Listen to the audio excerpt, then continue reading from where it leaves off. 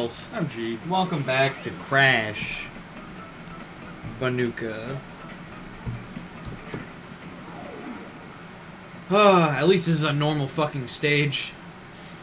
Another really interesting Spider-Man storyline, to go into the discussion that we had last part, is the Spider Island storyline, which is really cool. Basically, this is a cool one. Everybody in Manhattan basically starts discovering that they have spider powers. Huh. And every single person in Manhattan basically becomes Spider-Man. Interesting. And everybody's wondering why. And you find out later on that it's actually the work of this woman called the Spider Queen. And she's basically giving these people Spider-Man abilities, but after a while you realize that all of these people are turning into these huge spider creatures that she can mentally control. So they're basically becoming like Doppelganger. Bigger. Oh.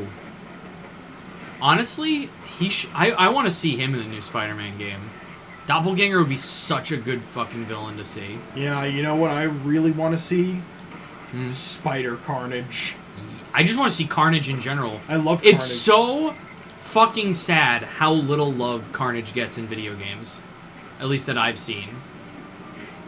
Like, I feel like he was fucking awesome in the PS1 Spider-Man game. Carnage is a freaking awesome character just in general. Yeah. Carnage is amazing. He has so many abilities that, like, other symbiotes don't freaking tap into.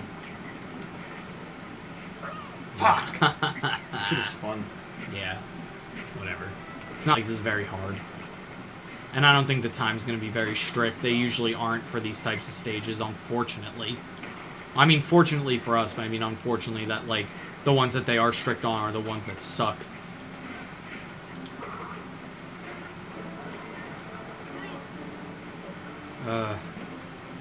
So did I tell you my tirades with Spyro? No. So basically, Spyro Retrospective's coming very soon. In fact, by the time this part comes out, it might be going? Question mark? So, I had, unlike when I did, like, the Sonic Retrospective or the Crash Retrospective, I actually haven't beaten that many Spyro games before then. So, I basically, for, like, the past, like, month or two, have been playing nothing but Spyro games and just completing them all. And I have to say, there are a lot of shitty Spyro games. Like, I've always asked the question of, like, why Crash, like, died out, like, for a long time. Like, if you really think about it, he only had, like, 2 bad games, like, in the main series. But, like, in my opinion, Spyro, like, the first 3 games are, like, the only good ones. Which is kind of sad. Because the first 3 games are fucking phenomenal. But, like, Enter the Dragonfly is a fucking mess. Hero's Tale is probably one of the worst games I've ever played. A lot of people find it, like, just okay. But, like, I couldn't stand playing it. I think you finished this entire lot. Yeah, I think so.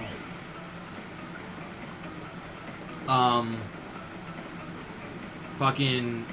The Legend of Spyro series is okay, but it's not anything spectacular. Ooh. An extra gem. Blue gem, that's why. Yeah, the Legend of Spyro series is eh. And you would not believe how many fucking... You wouldn't believe how many fucking, like, handheld Spyro games there are. It's ridiculous. Like, there's Season of Flame, Season of Ice, Attack of the Rhinoc, Shadow Legacy, and they all... Oh, and Spyro Orange. And they all suck. It's honestly, like, so baffling. Like I said, like, I always wondered why Crash died when it did. But, like, with Spyro, I'm like, why didn't it die sooner? Yeah. Which is really sad, because before then, you know, before I played all the games, I had a really high opinion of Spyro, and now I'm just like, it's alright. Mm-hmm. Because I only played those first 3 games and then Enter the Dragonfly, but I never beat it. I think I played a lot of, like, the 3rd game. The 3rd game is really good. I personally... I like playing as all the different characters, to be completely honest. Oh, yeah. That is really cool, like playing as, like, Sheila, Sergeant Bird, Agent 9. And, like, the problem with a lot of the handheld games is that they tried to incorporate that, and they just failed.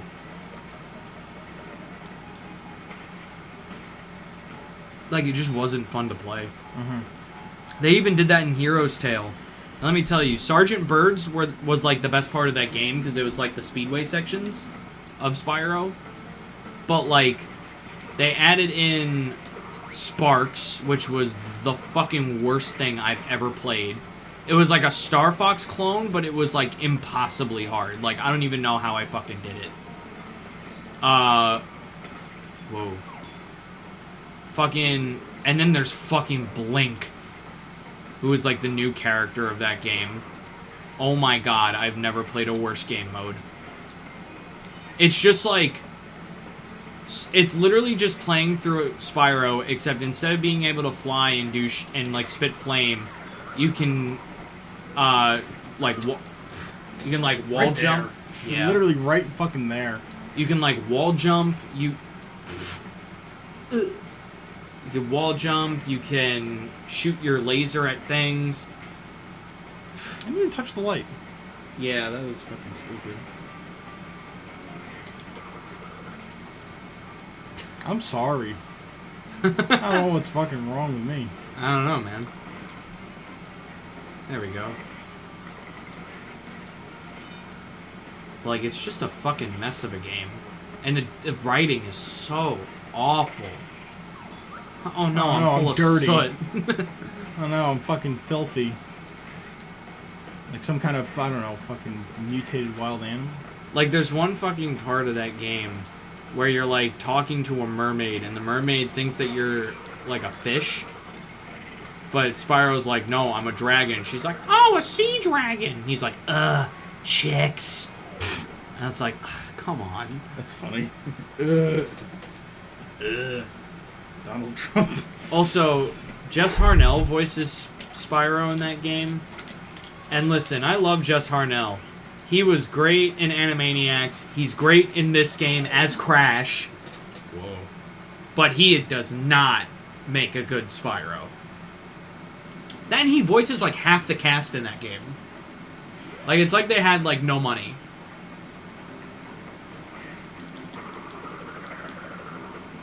You could go through the blue gem path and just, like, speed through.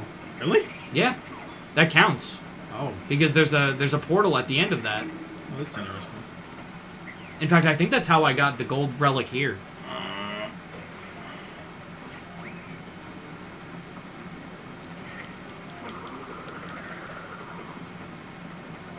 Jess Harnell was even good in the Powerpuff Girls finale, when he played the gnome that spread communism.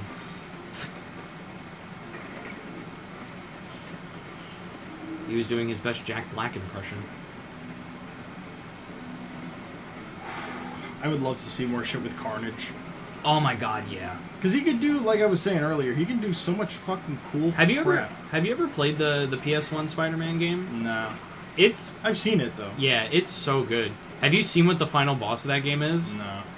So, like, basically the plot of the whole game is that you're trying to figure out what the fuck Doc Ock and Carnage are trying to do. Oh, they're working together? Yes. That's not good. That's actually pretty rare. It's rare to see like Carnage work with anyone except for Shriek. Yeah. But, like, Carnage works with Doc Ock. What they actually did was Doc Ock was doing a presentation somewhere, and Peter Parker was, you know, covering it for the Daily Bugle. And there was an imposter Spider-Man there, which happened to be Carnage, in disguise. And they showed Spider-Man stealing Octavius's device, and basically it starts out as Spider-Man trying to figure out who this doppelganger Spider-Man is, but then turning into, I have to stop Doc Ock and Carnage with Venom's help. Venom is actually really funny in that game. Like, he's like the Joker in that game. Well, the first time that Carnage actually shows up, Spider-Man has to team up with Venom in order to stop him. Yeah. Because Carnage is too strong. Like, Venom is a villain in the game because he just kidnaps MJ for fun.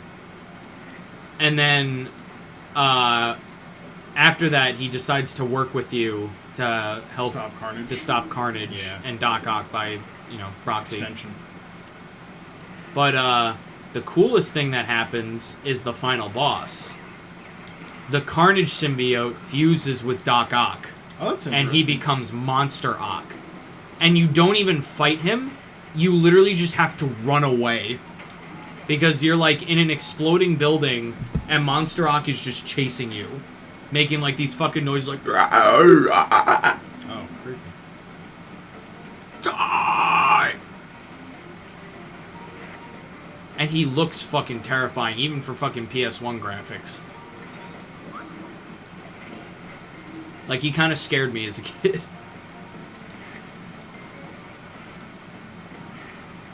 There's also, Scorpions in that game, too. They have a lot of villains in that game. Scorpion's a little shit. Scorpion's in there, but it's literally just for a mission where you have to help save, Jonah. Uh-oh. Nope. So close. Yeah, that's because Scorpion hates Jonah. Yeah, I know. Because it's Jonah's fucking fault that he's like that. In a way. Because he funded the program. Matt Gargan's just a piece of trash, honestly. He's like one of the biggest pieces of shit in Spider-Man, like, mythos. Yeah. I love fucking, the Jonah, podcast that you listen to when Scorpion appears. It's like, now, I know most of you are saying that it is my fault that Scorpion exists. Well, how the fuck was I supposed to know that he was fucking crazy?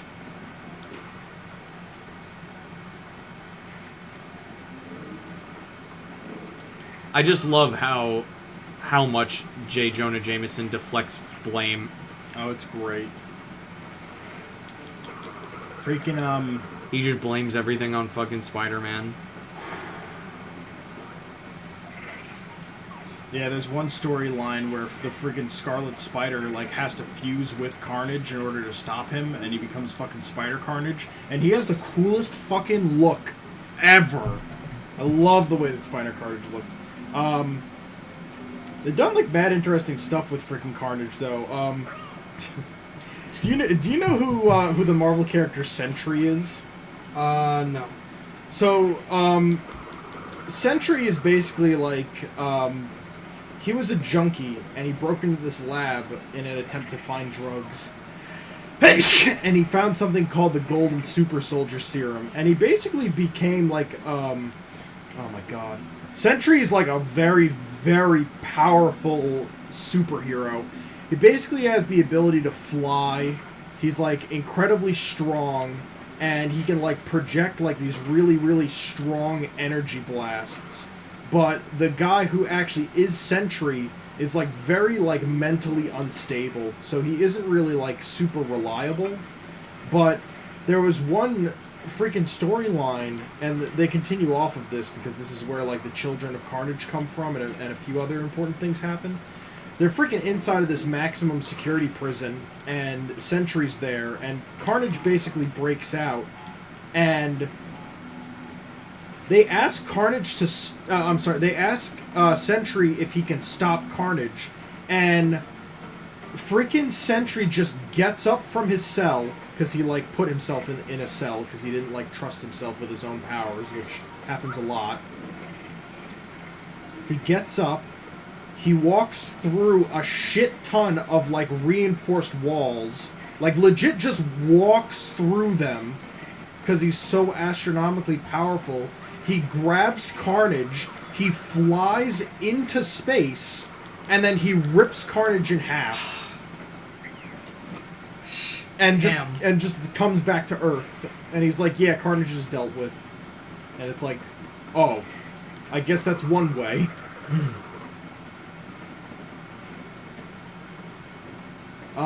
Carnage is also like a really fucked up villain too. Oh yeah. Because he's just a full-on sociopath. Yeah. Like, in the comics, whenever they show... One of their favorite ways to show Carnage, they show him like this constantly, is... the guy who has Carnage, his actual name is Cletus Cassidy. Yeah. So it usually begins with Cletus, like, sitting in, like, a diner in the middle of nowhere, like, just like a family diner. And it usually starts with him, like, seeing some kind of, like, broadcast on the news, and then he either gets upset or he gets really happy over it, regardless of the emotion that he's going through. He just slaughters everybody in the diner and leaves.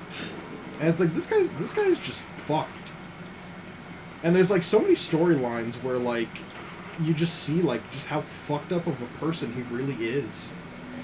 Yeah. Like, it's literally, like, I feel like Carnage is the best villain that they could have had for Venom.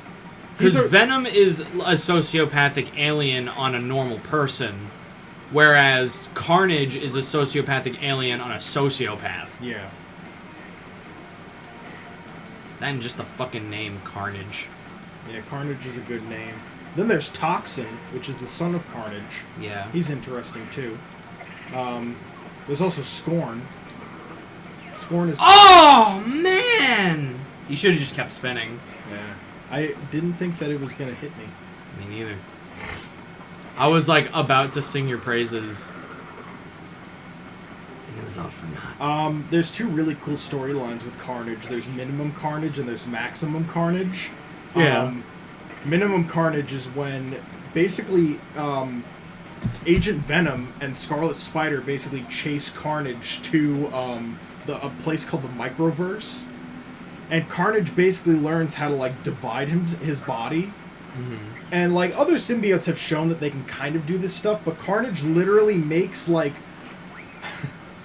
he makes a bunch of miniature versions of himself, like hundreds and hundreds of them. He releases them on this town and just starts killing people. And then he absorbs all of the people that he killed, and he becomes a giant version of Carnage. Ooh. And that's, like, super fucking cool. And then there's another storyline called Maximum Carnage, where Carnage, basically, like, it begins where, Carnage is saying, like, oh, yeah, I'll take it.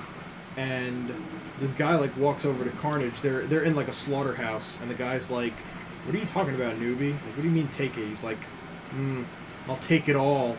And he, like, just unleashes the Carnage symbiote. And he basically just absorbs, like, all of the dead livestock that's inside of this slaughterhouse. And he basically grows to the size of, like, a small town, essentially. And